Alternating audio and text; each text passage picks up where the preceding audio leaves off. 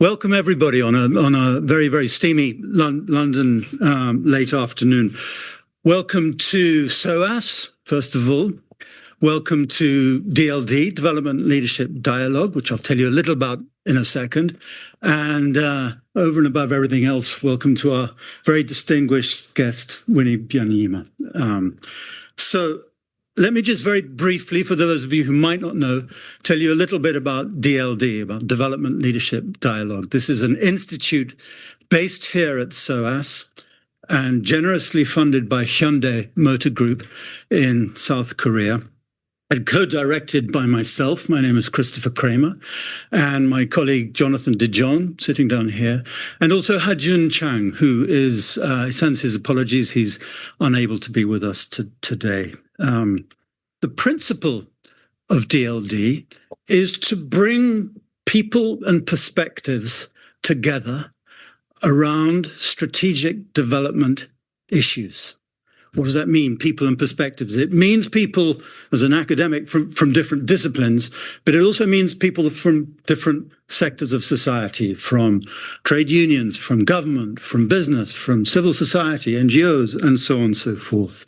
And to bring them together constructively, not to have fist fights, which they often do, more or less, but to try and kind of build strategically. And we do that through a number of activities. We run things called Future Leaders Program, kind of residential events. We run conversations, and once a year, we run an annual lecture like this. So that's what we're welcoming you to here today.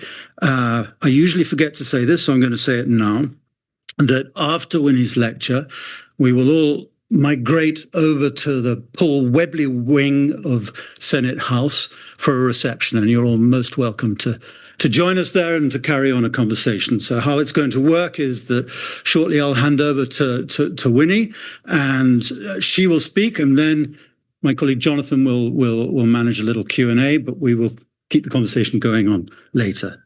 So we are really delighted and honored to welcome Winnie today for this annual lecture. Winnie has a really distinguished career in national and global public life. She's currently the executive director of UNAIDS, and she's an Undersecretary General of the United Nations. She is a passionate, long-standing champion for social justice and a global leader on inequality, as you will hear in many ways. She's leading UN efforts to end the AIDS pandemic by 2030. I think that's a job that changes in the world in the last year or so have not made any easier, but we'll probably hear about that. She's also, amongst many other things, the co-founder and co-chair of the People's Medicines Alliance, which advocates for equitable access to medical technologies that help to prevent and respond to current and future pandemics. Before Winnie took on the position at UNAIDS, she was executive director of Oxfam International. And amongst other things before that, previously she had served 3 terms, I think, as a member of parliament in her own country in Uganda, where she led the first parliamentary women's caucus and championed groundbreaking gender equality provisions in the new constitution after the war in 1995 in Uganda. Winnie led the establishment of the African Union Commission's Directorate of Gender and Development, and she served as Director of Gender and Development at UNDP as well. She founded, how can you found this many things? But anyway, she founded the Forum for Women in Democracy, which is a Ugandan NGO, and she's been deeply involved in building all sorts of global coalitions for social and economic justice. She chaired the World Economic Forum and served on Prime Minister Trudeau's Gender Advisory Council during Canada's G7 presidency. She served on the Global Commission on Climate Adaptation, the ILO's Global Commission on the Future of Work. So all of this is all these different sectors that DLD believes in bringing together, concentrated in one great career here. She's also been involved in the World Bank's Advisory Council on Gender and Development. And in 2025, last year, she served on President Cyril Ramaphosa's G20 Extraordinary Committee of Independent Experts on Global Wealth Inequality, along with Joe Stiglitz, who gave last year's DLD annual lecture. So we're working through that commission, I think, and its members. So you might not expect to hear, after all of that, that actually Winnie has her own disciplinary background as having done an MSc, a Master's in Science in Mechanical Engineering from Cranfield University and a BA degree in Aeronautical Engineering from the University of Manchester. This is starting to make me feel quite sort of flimsy in what I can do. But anyway, she has, not surprisingly, been the recipient of many global and national awards, including the 2023, I don't even know how to say it, the Hall of Fame Award bestowed by the International Women's Forum in South Africa. She's been awarded 4 honorary doctorates from the universities of Manchester, here in the UK, Mount St. Vincent's in Canada, Cranfield, also here in the UK, and the University of the Free State in South Africa. That just gives you a little bit of a flavour of Winnie's rich interests and career. But with that in mind, I'm going to thank you and hand straight over to you to give us your talk. Thank you very much.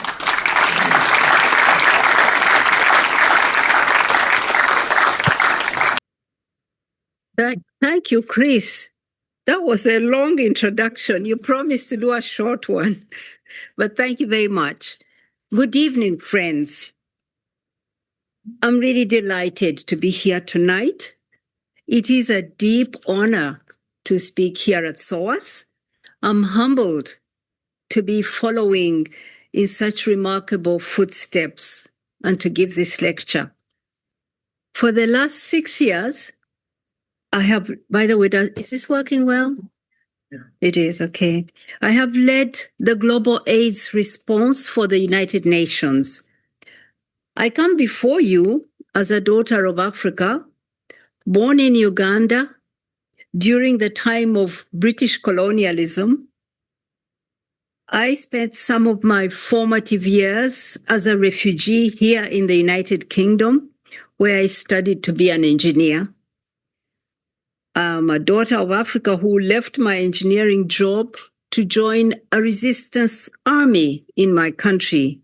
And then after the war, served as a diplomat, a parliamentarian, an activist, and then internationally at the African Union and the United Nations and Oxfam.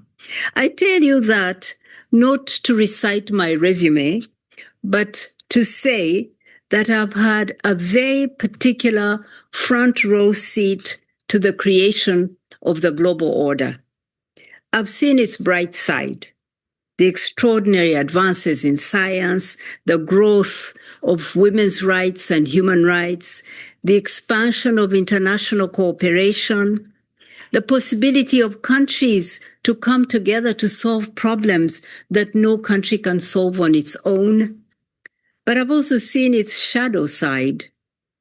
For very many of us in the majority world, the global order often spoke the language of universality while operating through unequal power.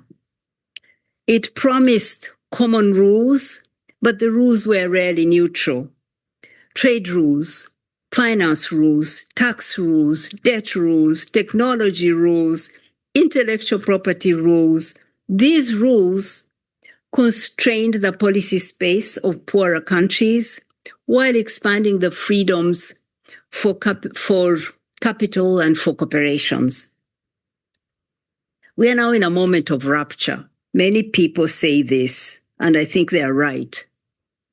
But from where I sit, the rupture is not simply because one man in America does not play by the rules of the old order that his North American and European peers expect him to follow. No, we are in a rupture because extreme inequality has risen and continues to rise. Global problems have multiplied, and a multilateral system shaped and overwhelmed by neoliberalism has proven incapable of addressing the world's biggest crises. climate breakdown, pandemics, conflicts, debt, rapid and unregulated expansion of artificial intelligence, biotechnology, and other technological change, the spread of authoritarian politics. So extreme inequality is both an outcome and a driver of these crises. Ordinary people feel left behind. Middle classes feel abandoned. Trust in institutions is eroding. Populists exploit the anger. Authoritarianism is rising.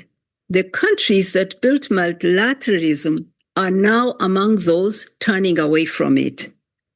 So this is not simply a geopolitical crisis.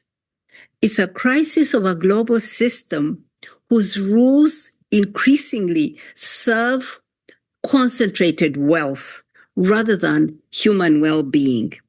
Tonight, I want to explore that crisis through one lens: medicines and vaccines.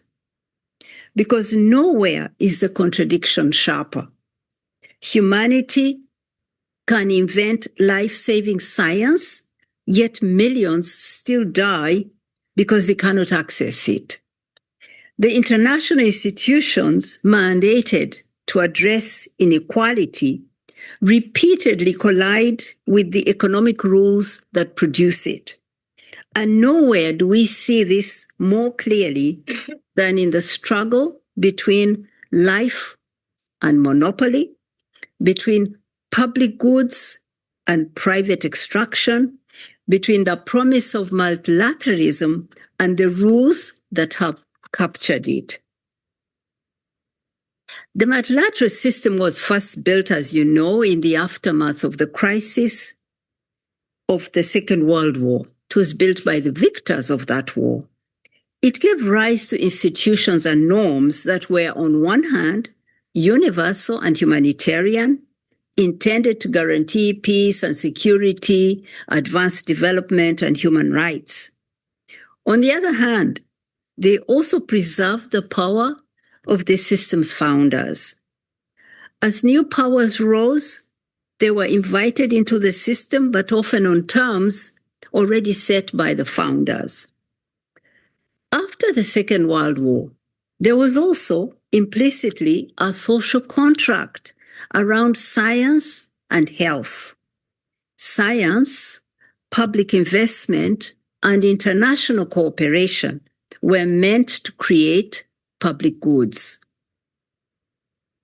Jonas Salk captured it clearly when asked who owned the polio vaccine. I quote, "The people. Could you patent the sun?" he replied. Switzerland, the country that gave birth to powerful pharmaceutical companies like Roche and Novartis, did so in a legal environment that didn't allow pharmaceutical monopolies. Canada limited pharmaceutical patents until as late as the 1990s. The Indian Patents Act allowed Indian companies to develop the capacity to produce affordable medicines. Indira Gandhi said it clearly at the World Health Organization, its World Health Assembly of 1981. I quote her, "My idea of a better ordered world is one in which medical discoveries would be free of patents and there would be no profiteering from life or death." Let me be clear. Up until the 1990s, some rich countries had moved on, but most of the world still did not allow patents on medicines. Medicine patents are not manna from heaven.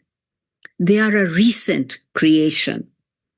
As the Cold War ended, pharmaceutical companies, entertainment companies, and other industries teamed up. Through the new newly created World Trade Organization and the TRIPS agreement, trade-related intellectual property system, intellectual property was recast as a trade issue. And in a rather impressive coup, these companies convinced policymakers that global monopolies were, quote, free trade, unquote. India resisted. Many majority world countries resisted the inclusion of medicines in these strict rules, but they lost. Under TRIPS, countries were required to introduce strict intellectual property protections, including 20-year patents on medicines. Knowledge became tradable property. Public science became private assets. Medicines became globally protected monopolies. The space for countries to shape their own industrial and health policies narrowed dramatically. And then, just as these rules were coming into force, effective AIDS treatment arrived. In 1996, at the International AIDS Conference in Vancouver, researchers announced that they had developed an effective HIV treatment, a combination of 3 drugs that could stop the HIV virus. It was extraordinary. People who had been close to death came back to life. The death sentence of AIDS was transformed for those who could access that treatment. Science had delivered. At that point in 1996, 6.5 million people had already died of AIDS globally. Another 22 million people were living with HIV. For them, science had brought hope. AIDS deaths in North America and here in the UK, in Europe, plummeted. But around the world, the same did not happen. Treatment costs at that time was between $10,000 and $15,000 per person per year. If you take a country like Uganda, my country, the annual public spending, total spending per person per year was about $16. So while the medicines existed, what stood between them and people who needed them was price. And behind price stood law. The new rules declared that countries had to respect patents and could not produce affordable generic versions without permission. Governments and communities appealed to companies to share their technology or to reduce prices. They refused. AIDS deaths continued to rise across Africa, Asia, and Latin America. A person in London could live.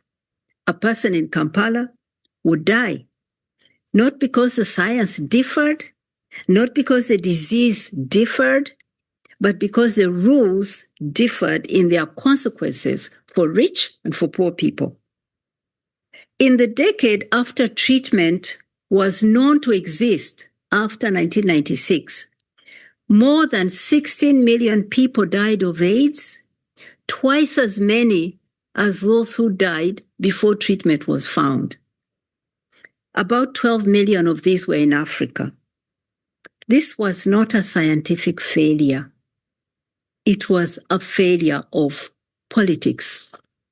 The tragedy was even greater because we now know clearly that HIV treatment not only saves lives, but it also stops HIV transmission. By putting people on treatment in the rich north, they stopped new HIV infections. They got to control this pandemic, but that did not happen in the global south. Here, I want to debunk a racist myth that HIV is concentrated in Africa because of the African sexual norms. Africa has the highest burden today, in part because we lost over a decade of access to the medicines that could have stopped new infections. Now, out of this crisis emerged one of the greatest justice movements of our time. People living with HIV organized. Gay men, sex workers, women's movements, youth, doctors and scientists, they all joined a movement. You had activists in London and New York linking with movements in Kampala, in Johannesburg, in Sao Paulo, in Bangkok. They brought the moral scandal into the streets, into courts, into parliaments, into the media, and into multilateral institutions. They refused the idea that people, poor people, should wait patiently for charity while others lived. They insisted that health was a right for all. They insisted that communities were not passive beneficiaries, they were political actors. So Indian manufacturers, led by Cipla, Indian company, began producing affordable generic medicines. When Cipla announced that it could provide a year of treatment for about $1 a day, it shattered the claim that high prices were inevitable. Some of the pharma industries called companies like Cipla pirates. But history proved otherwise. They were not stealing life, they were making life possible. Governments in the majority world then used the law. They stepped in. They invoked the flexibilities that existed within WTO rules. They issued compulsory licenses. They imported and produced generics. At Doha in 2001, developing countries supported by the HIV movement won the Doha Declaration on TRIPS and Public Health. In this declaration, governments affirmed that the TRIPS agreement on patents did not prevent member states from taking measures to protect public health. So then financing followed. Global Fund was created. Another organization called UNITAID was created. It brought innovative financing, including airline levies. The United States government launched its own bilateral program called PEPFAR. That became the largest single disease program ever. With generic purchasing at scale, prices fell by more than 99%. Today, modern HIV treatment costs less than $50 per person per year. 50. Millions of people are alive because communities, governments, scientists, and allies refuse to accept that markets should decide who lives and who dies. And this was never just about money. The AIDS movement showed that health equity requires at least 4 things. First, organized communities with power. Second, governments willing to intervene through law. And third, global solidarity.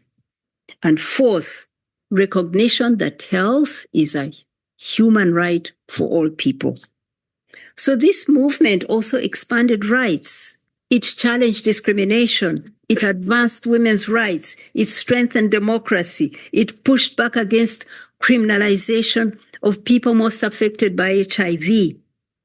At the beginning of the AIDS pandemic, most countries criminalized same-sex sexuality. But today, 2/3 of countries do not criminalize. Progress has not been linear, There have been setbacks, including in Africa, but the broader lesson remains: health, justice, and democratic rights move together. Here is an important point to note. AIDS, the AIDS movement, did not defeat the system.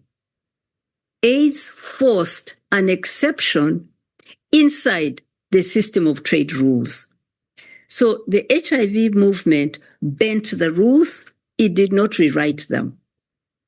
That's important because neoliberal globalization continued, new trade agreements expanded intellectual property protections, pharma companies became larger and more powerful, corporate influence over rulemaking deepened. In many countries, companies were themselves shaping the laws meant to regulate them. The role of the state was narrowed. Public institutions were weakened. Markets became the organizing principle not only of economies, but increasingly of governance itself. Yet, the AIDS movement taught the opposite lesson. States matter, communities matter, public institutions matter, rights matter, collective action matters. So the extraordinary success of the AIDS response was not a triumph of markets. It was a triumph of politics, of public action, of solidarity, of communities organized and forcing systems to change. But because the underlying rules stayed in place, the exception remained fragile. And when the next global crisis hit, the world failed to apply the lessons from AIDS. I'm talking about COVID. We already had the model when COVID arrived: to publicly fund research, to share technology, to use the law to compel technology transfer where necessary, to produce vaccines, diagnostics, and medicines in every available factory, and treat health technologies as global public goods. Even when a vaccine was not yet in sight, we formed an alliance demanding, civil society and us from UNAIDS, demanding that any vaccine developed be treated as a global public good. And science delivered. Vaccines were developed in under 1 year. The promise of mRNA technology was not only that it could be effective, but that it could be scaled. Even a small company with the right knowledge could produce at very large volumes. Governments had invested more than $50 billion in research and development, not only in the research and development, but also in procurement commitments. Public money reduced the risk of innovation. Public institutions supported the science. Public purchasing guaranteed the market, yet ownership remained private. The intellectual property, the know-how, the secrets, trade secrets remained private. And which country orders got filled, in what order, in what amount, it wasn't WHO deciding, it wasn't governments, it was a handful of pharma CEOs. The WHO, at the height of the pandemic, created what was called COVID-19 Technology Access Pool, CTAP, and asked companies to share their patents in that pool, to share their knowledge and technology.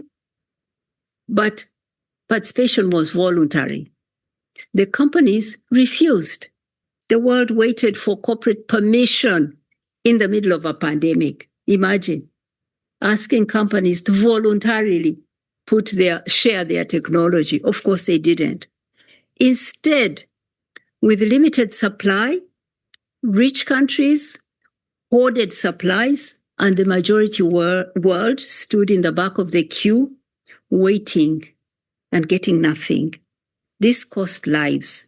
A study in Nature showed that a more equitable distribution of vaccines could have saved over 1.3 million lives, and a full vaccine sharing scenario would have prevented 296 million deaths. This is not a failure of science. Again, it was a failure of politics. I was part of building the People's Vaccine Alliance, now called People's Medicine Alliance. We called for technology transfer. We demanded that publicly funded science serve the public. We pushed for a TRIPS waiver at the World Trade Organization so that countries with the capacity to manufacture could produce COVID vaccines and technologies without fear of trade sanctions. South Africa and India led demand for a WTO waiver. UNAIDS and civil society, we mobilized across continents.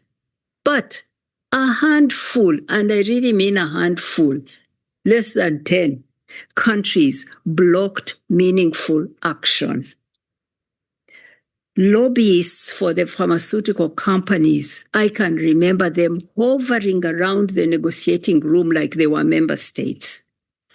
The institutes created to manage trade, the institution, the WTO, could not respond when trade rules themselves became the obstacle. In the end, after several years of negotiation, what emerged was an agreement that was too little and too late. WTO could not overcome the rules it had been built to defend. COVID exposed something profound. The world had the science. The world had the money.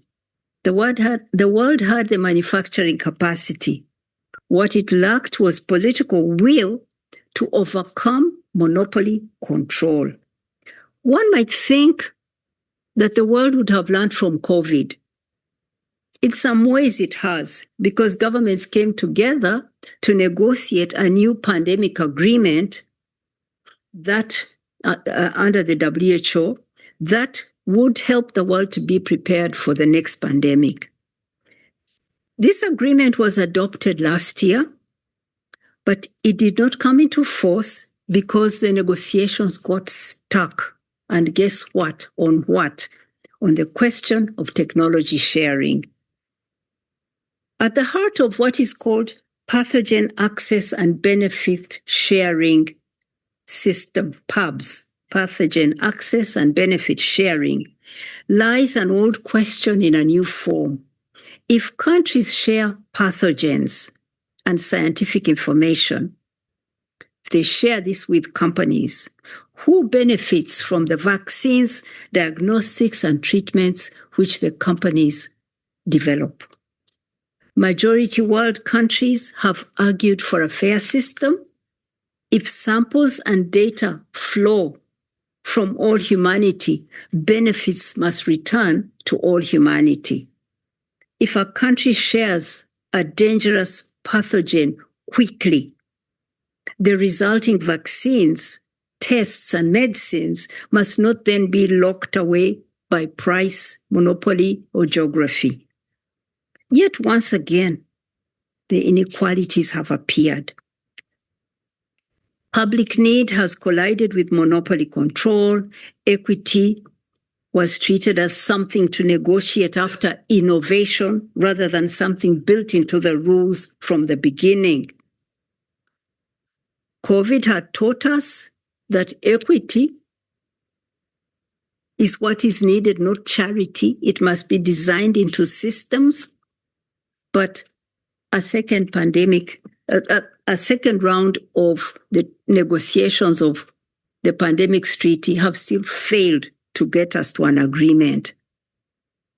Now, today, there's a new long-acting HIV prevention injection offering extraordinary promise.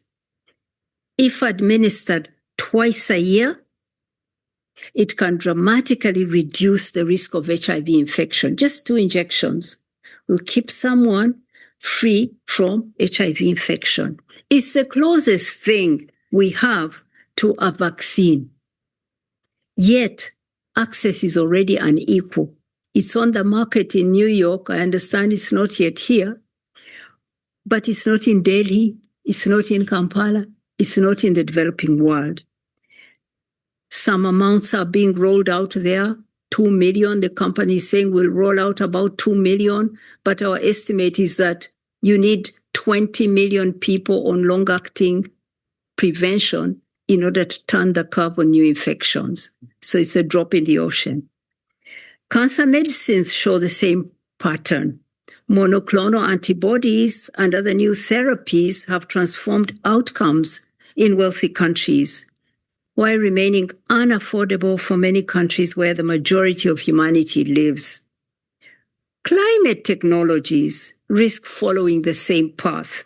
If we accept monopoly control over life-saving health technologies, why would we not see the same logic applied to battery technologies, green technologies, carbon capture, or artificial intelligence?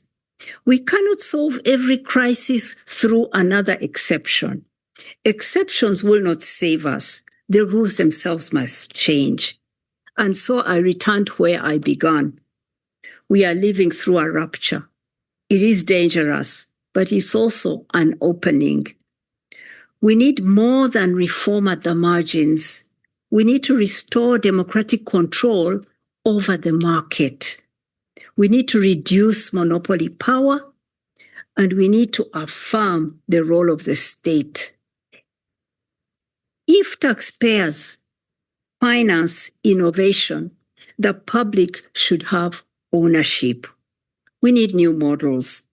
New coalitions are emerging. I'm ever an optimist, looking for signs of change.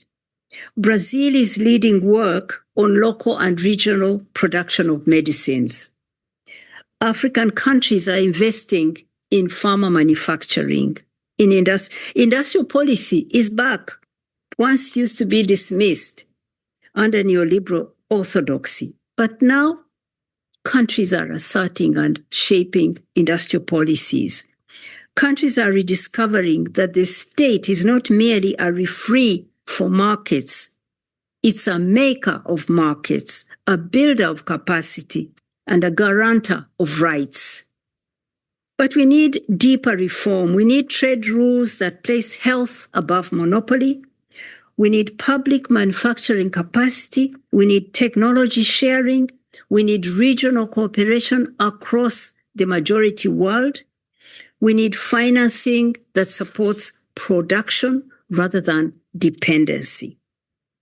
And the struggle then is larger than medicines. It's about financing. It's about debt. It's about tax justice. It's about climate finance. It's about AI governance. It's about labor rights. It's about democratic accountability. Corporate capture is not only economic, it's political. When companies shape the rules that govern them, democracy itself is weakened. Governments will not deliver by themselves.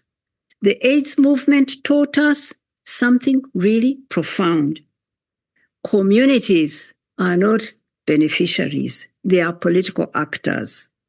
People living with HIV changed history.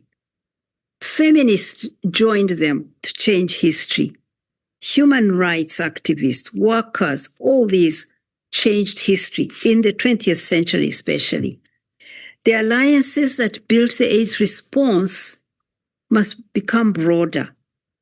We need to bring together health, women's labor movements, human rights, democracy movements, young people, and communities excluded in the majority world.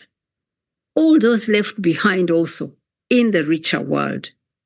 I believe the majority world has, though, a particular responsibility here. Not because it's morally superior, no, but because it has lived longest with the consequences of unequal rules. It knows what exclusion looks like. It knows what dependency feels like. It knows that charity cannot substitute for justice. Increasingly, it also has the institutions, the confidence, and the numbers to lead. Through regional bodies, through South-South cooperation, through new coalitions still being formed, through alliances with progressive forces in the richer countries, whose people are also being failed by this order, world order. The majority world must not wait to be invited into reform. It must lead, not to replace one hierarchy with another, but to create rules worthy of an interdependent world. The AIDS movement showed that history bends when people organize across borders. Now the challenge is larger. We are not fighting only for medicines. We are fighting for rules that place life above monopoly, solidarity above extraction, human dignity above profit. Perhaps this rupture is not simply the end of an old order. Perhaps it's the beginning of a more democratic one. Perhaps this is the historic moment of the majority world, not simply to join a new multilateralism, but to create a new one. Thank you for listening to me.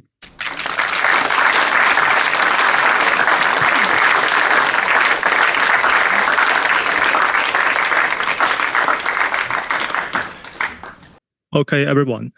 Thank you a lot for this opportunity. I can say something. Just very simple introduction. Could you just introduce yourself? Who you are? Sure. My name is Lan, and I'm a student in UCL. My major is MPA for Public Administration, and currently I would like to offer three the brief observations from throughout this topic in terms of the Africa or the sample Uganda. First, in terms of the financing, rather than relying heavily on external donors, the Africa health systems might consider building a more domestic funding loops. I think it's really significant through the health insurance, local taxes, and the regional mechanisms. This could lead more balanced partnership because according to the experience, I know from the project from China's universities and the Africa projects, some challenges shows when the process of the funding, because they're often holding the exhibitions in China and then to ask for donors. Then if they got money, continuing for 1 year or 2 years, when the mechanism of the fund blocked or just cut it, the project stop. So this is a challenge I find. Then a collaboration with China.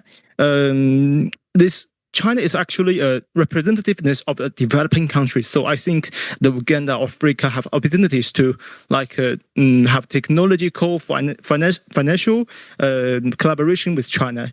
Instead of focusing only on infrastructure, universities partners offer a more durable path. Joint research constants and sharing in public health would outlast the short-term aid cycles. Third, as you mentioned, the HIV as a political issue. In Uganda, the epidemic is rooted in poverty, inequality, and fragmented health systems. So I think the phrased approach might help. In this short term, rather than just launch political campaigns, we can work in within the clinics, schools, and the churches, training local health workers to the test and treat. So in the long term, I think the more systematic change is needed. China's insurance model, like a universal coverage and the risk powering, offers inspiration. A mixed system with the states providing the basics, or the United Nations or NGO partners researching the most vulnerable, which could more facilitate the equality. That's what I want to say for this very nice conference, and thank you for giving me to speak. Thank you so much. There. I don't think. Rico. Hi, my name is Sagal Afra. I'm a graduate of the Masters of Science in Violence, Conflict, and Development here at SOAS. So the question that I had was regarding kind of the pharmaceutical access campaigns. So these ideas that there was like these victories on the IP waivers when it happened in COVID, where the intellectual property was stripped and then people had more access. There's kind of this argument that's happening where these health justice wins from kind of grassroots organizations and activism for health justice can offset these structural conditions that are still present. So I was kind of thinking, what do you think of that idea or that argument that unjust systems can release pressure at these critical moments without kind of looking at the underlying political economy? Oh, sure. Loudly. Sure. There's an argument that says that these activisms that we see with pharmaceutical access campaigns, such as the one that happened during COVID, this can offset the structural conditions that allowed these vaccine apartheids to happen in the first place. And kind of what is your reaction, or what do you think of this argument that people posit?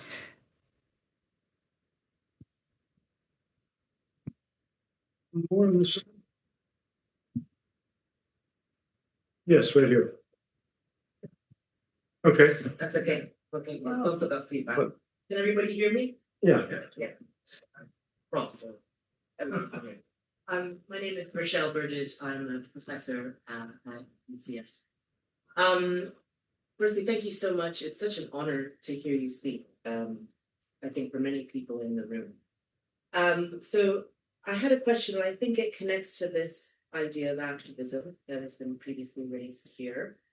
At the moment, some assessments around sort of this openness of civil society says that it's narrowing repeatedly. And at the moment, sort of a report that came out earlier this year says that only 7% of the world lives in an open or relatively open civic and civil society space. And I think that this points to the ways in which states are continually contributing to the erosion of how the life of activism. And I just sort of wondered if you could reflect on how activism for the building of better worlds in all these multiplicities survives in the face of the ever narrowing of sort of state and the reactive state that seems uninterested in justice. I didn't get your question. So the question is, like, how do we survive the state's attempts to prevent us from being active and resistant and building better worlds throughout society? Do you want to take cover there or respond to these unless someone? Yeah. Well, thank you for your thoughts and your. Is this working? Yes, for your insights and your questions. The names I didn't hear well, but I thought you said Glenn. Sorry, I didn't hear your name. Okay. Thank you. You talked about dependence, aid as a source of financing and the dependency it creates. I agree with you. And I thought I heard you say that wouldn't it be better for health systems to be financed from domestic resources? I think I heard you mention insurance and other ways. Well, on the question of financing, of course, every country, every government should be able to finance the health of its people. It's a right. It's part of what is the social contract. And domestic financing for the developing countries has been constrained for these reasons. One, there are so many loopholes in taxation, global corporate taxation, that allow those who make the most money, who produce especially in the extraction of minerals and the export of raw materials, who have so many loopholes through which they can avoid paying their fair share of taxes. That is the biggest issue.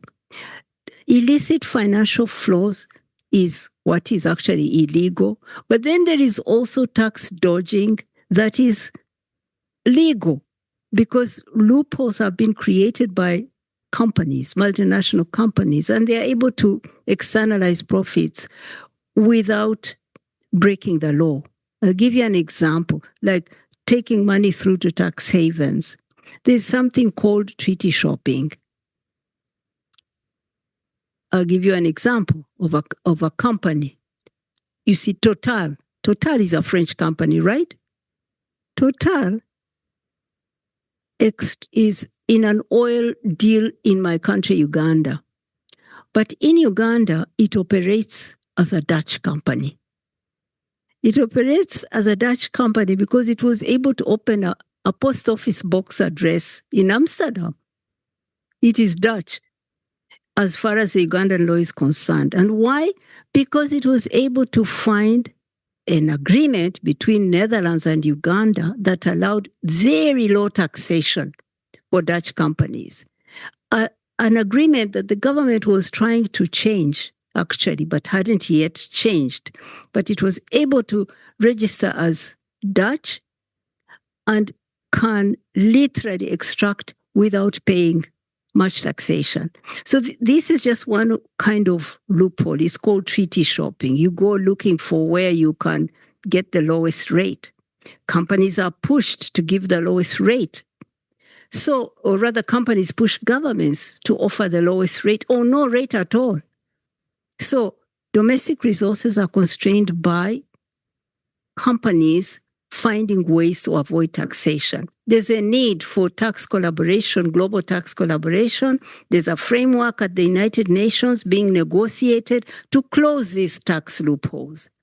But again, the same rich countries with the big companies are resisting agreement on this tax collaboration to help developing countries have the taxes they need to pay for health of their people. That's just one.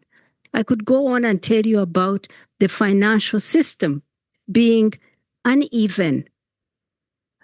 A developing country may go to market to borrow, and it will borrow at 5, 6, 7 times higher interest rate than a rich country, even when the fundamentals are the same with the rich country. It's assessed as being more risky.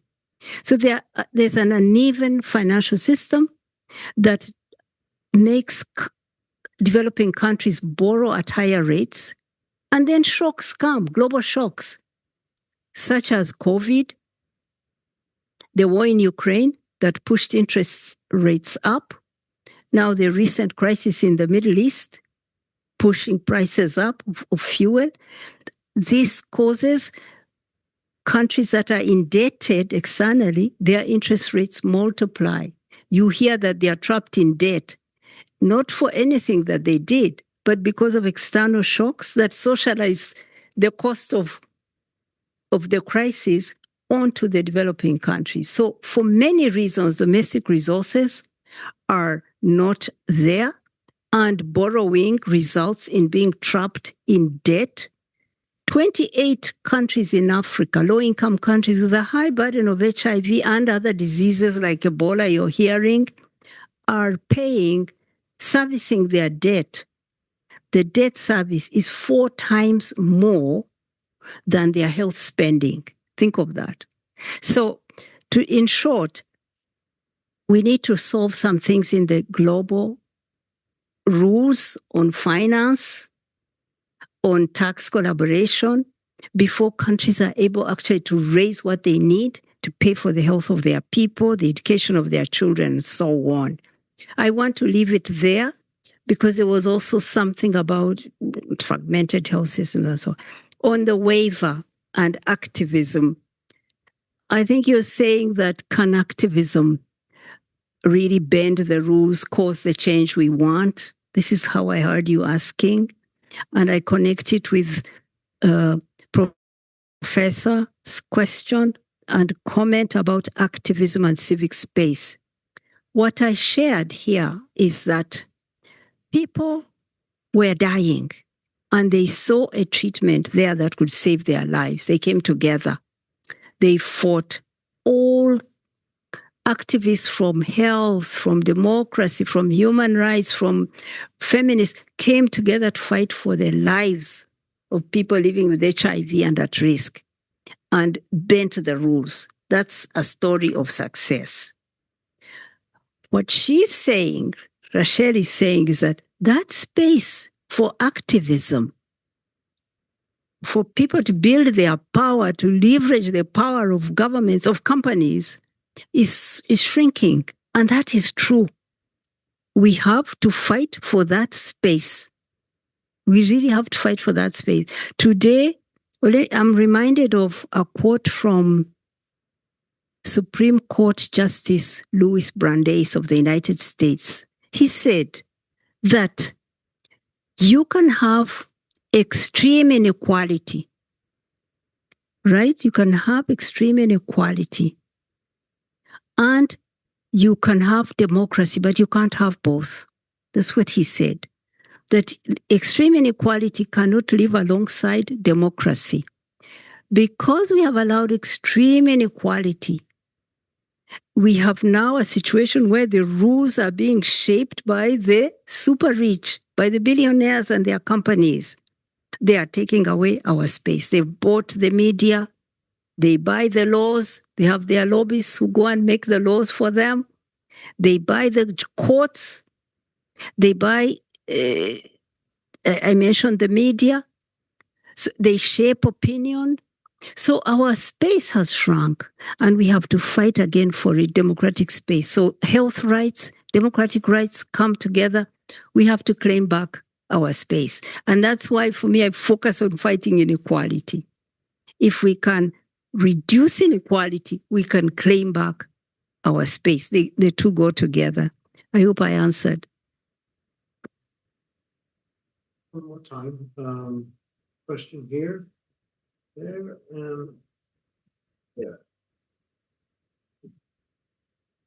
Thank you very much, Winnie. My name is Fred Semgera, previously with Public Health Croydon Council, currently retired. Winnie, I agree with what you've said regarding greed and exploitation, mostly by the richer countries. What's your opinion regarding whether the weaker or less rich countries may not, some of them may not be doing enough in terms of their resource allocation? Massive corruption. Could we do better if those things were addressed? Again, we go into politics, but are we always blaming somebody else for some of the things we could do? I know we are exploited, but do we actually allow the exploitation and, some people benefit from it? I would like to know your opinion. Thank you.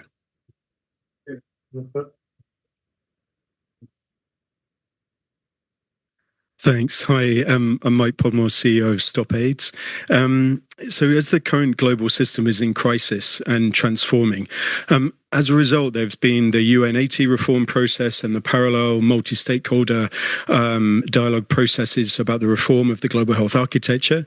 What opportunities and challenges, Winnie, do you see to incorporate the lessons of the HIV response, particularly in relation to centering of communities and human rights and changing the global rules to achieve more equitable access to medicines? Thanks. More question.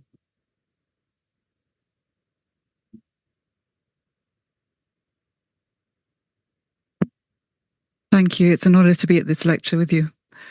I'm Caroline Allen. I'm a social scientist based in Trinidad and Tobago, normally, looking at HIV and many other public health issues.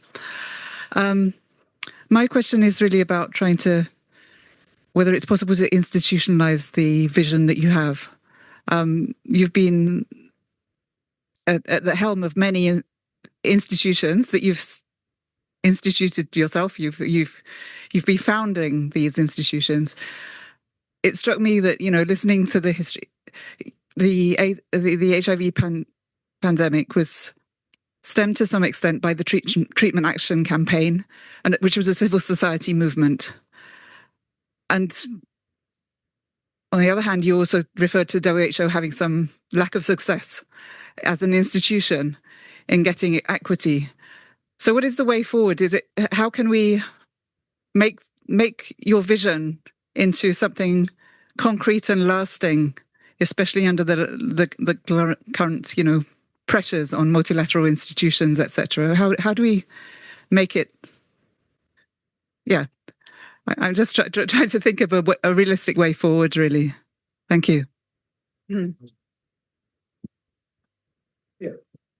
Thank you so much. These are good questions. And I'm going to throw them back at you, actually.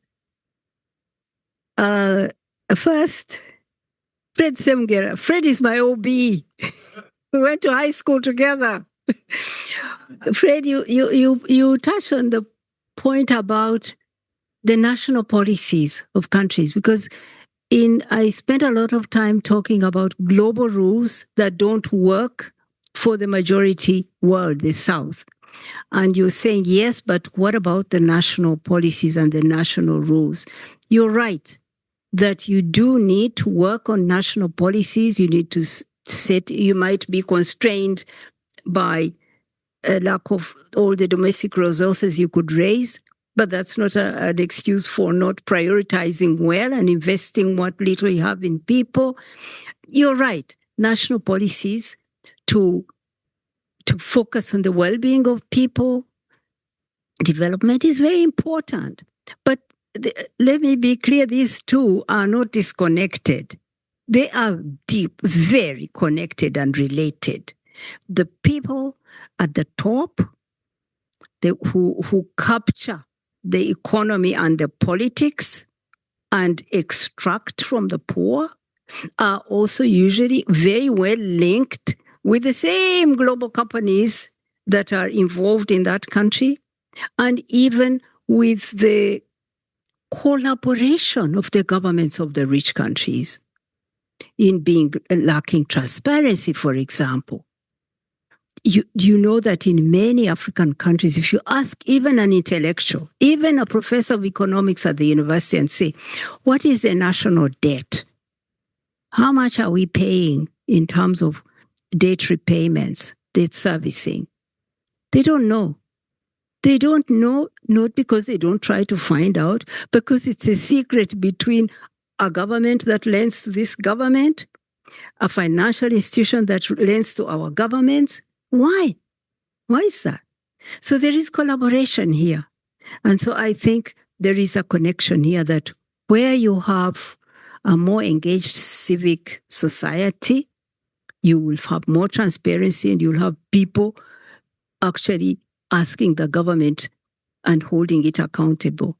In many other countries, it's just a connivance between big companies, governments of the North, and our leaders in the South in a project to take power and extract from ordinary people.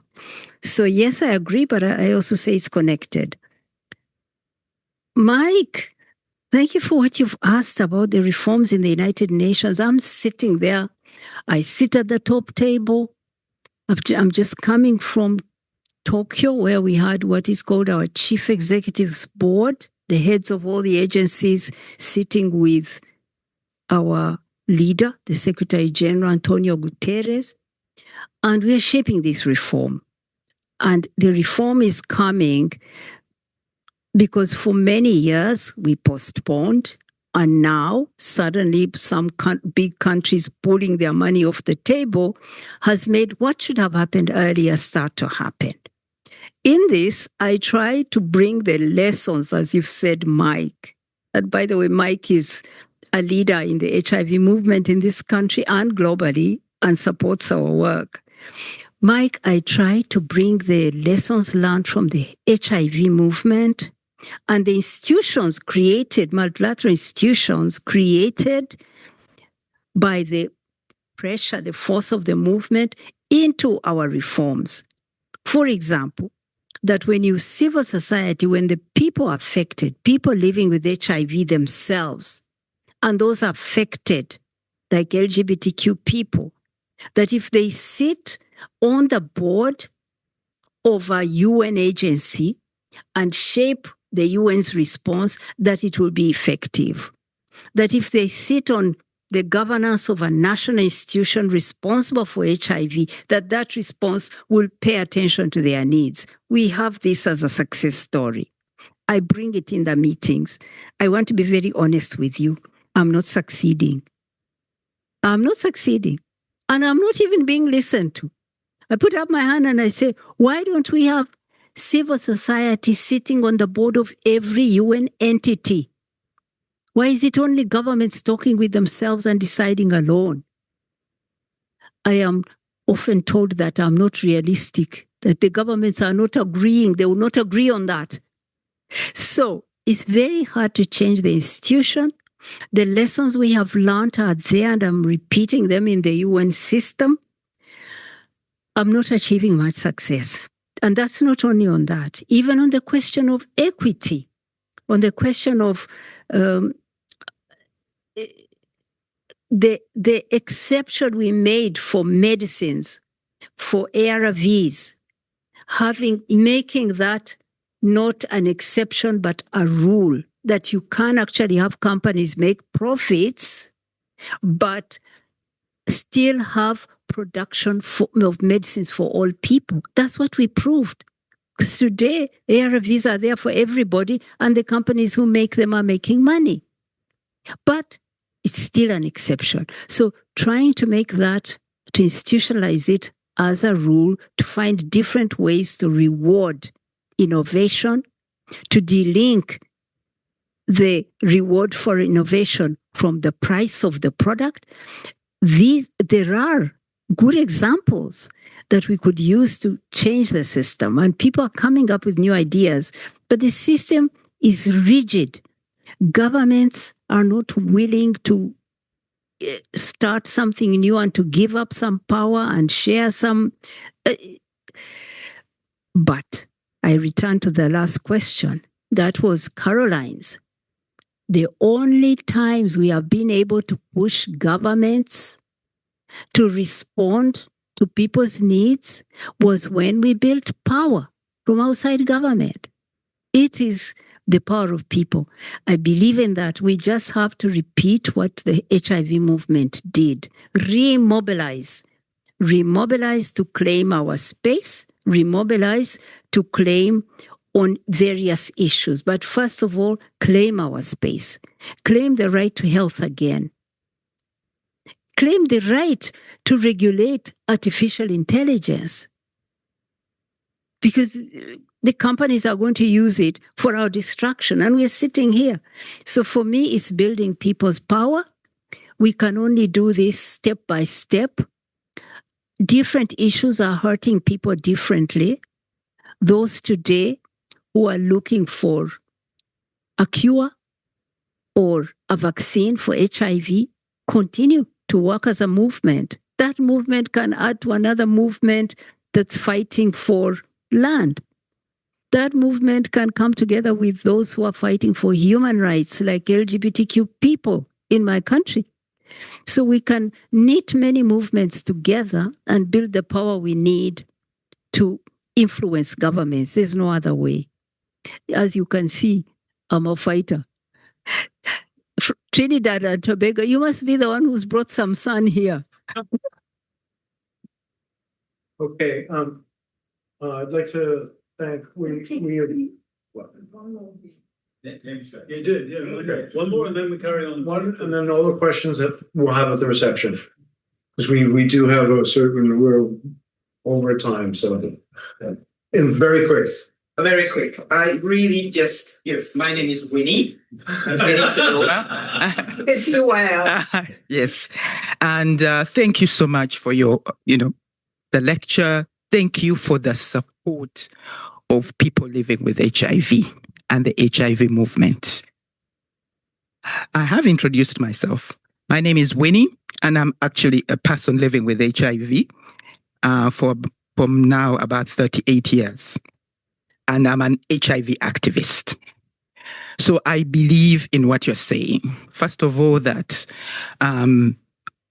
the world is not learning the lessons from the movement of HIV, and we have to keep pushing. But some of us are getting on in age. Many people living with HIV are aging. The average age of a person living with HIV in this country is 55. So we need younger people to be able to support us, to rejuvenize, to rebuild, to reignite the passion that was there in the beginning. Because some of us are not supposed to be here. We should have been dead. But because of, what many of the activists in America, in Europe, in Africa, many that are not acknowledged in the global south that did a lot of work, enabled us to access treatment and to be able to reclaim our lives. We want to reclaim our lives, but we need more support. That support has to include financial support to be able to drive the ideas and to get into spaces that we need to get into. But thank you for your support. Keep pushing.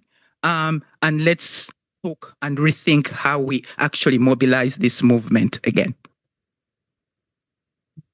Okay. For the sake of time, we can continue this conversation, the reception right next door. You just follow the crowd, and we'll see you there. Thank you very much.